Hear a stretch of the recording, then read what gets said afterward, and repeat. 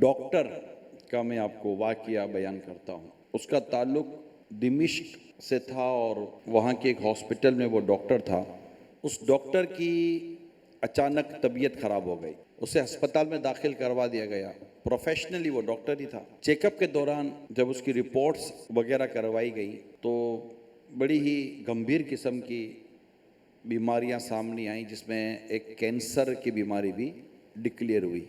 اب کینسر ظاہر ہے کہ ایک طرح سے ایک بلیک وارنٹ ہی ہے، پتہ چل جائے کینسر ہے تو وہ مینٹلی طور پر بھی پریپیئر ہو جاتا ہے کہ لگتا ہے کہ اب فائنل سٹیج ہے۔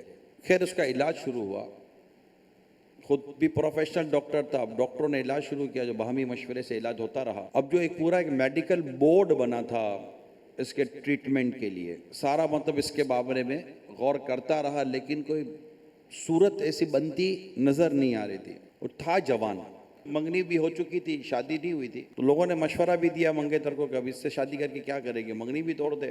وہ جو منگیتر تھی یا اس کے گھر والے تھے، انہوں نے بھی منگنی توڑنے سے منع کر دیا، اس کے مطلب ابھی ہم منگنی نہیں توڑتے۔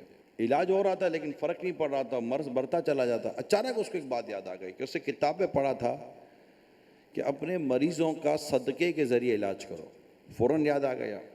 اب بیٹھا بیٹھا غور کرتا رہا کہ کروں تو میں کیا کروں۔ اس نے ایک گھر کا انتخاب کیا۔ معلوم ہوا کہ یہ بڑی کسمہ پرسی کے عالم میں گھر چل رہا ہے، غربت ہے، پریشانی ہے، کمانے والا دنیا سے جا چکا ہے، غریب گھر تھا، بیوہ کا گھر تھا۔ اس نے اس بیوہ اور غریب کے گھر کا انتخاب کیا اور اپنے کسی قریبی دوست کے ذریعے اس نے اس غریب گھر کی کفالت اپنے ذمہ لے لی اور اس کی مدد کرنے لگا اور پیسے بھجواتا رہا، خود سامنے نہیں آیا۔ جب اس گھر میں اس کی رقم پہنچنا شروع ہوئی تو یہاں شفا کی دعا کا سلسلہ جاری رہا۔ ایک دن ڈاکٹروں نے اس کا ری چیک اپ کیا اور اس کی دوبارہ رپورٹس بنانی شروع کی۔ جب رپورٹس آئیں تو ڈاکٹر رپورٹس دیکھ کر پریشان ہو گئے کہ اس رپورٹ کے اندر کوئی ایسی مرض کی چیز نظر نہیں آ رہی تھی۔ ڈاکٹروں کو تھوڑا سا لگا کہ یہ رپورٹس کس کی ہیں، لیکن جب تھوڑا سا غور کیا گیا تو رپورٹس اسی کی تھیں، مگر نہ کینسر تھا نہ کوئی اور پرابلم تھا۔ شفا مل گئی اس کو، یوں سمجھیں۔ کینسر کا مریض خود ڈاکٹر تھا۔ اب ڈاکٹر کے پینل نے بھی اسے ڈسکشن کی کہ آپ خود ڈاکٹر ہیں، ہم بھی ڈاکٹر ہیں، ٹھیک کیسے ہو گئے؟ اس نے کہا کہ آئیڈیا تو کچھ بھی نہیں ہے، بس وہ سارے دنیاوی علاج یہیں کے ہی رہ گئے۔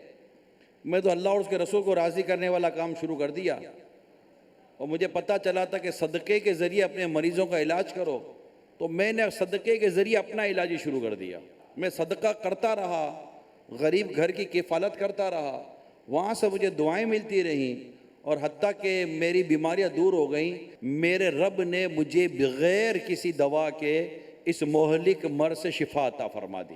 اگر آپ اس واقعے کو سامنے رکھتے ہیں جو میں نے آپ کو بیان کیا ہے، اور صدقے کو آپ اپنے لیے ایک علاج کے طور پر لے لیں کہ صدقے کے ذریعے اپنے مریض کا علاج کرو، کہ کس طرح ایک کینسر کے مریض نے ایک غریب گھر کی کفالت دی اور اللہ تعالیٰ نے اس کے کینسر کا مرض دور فرما دیا۔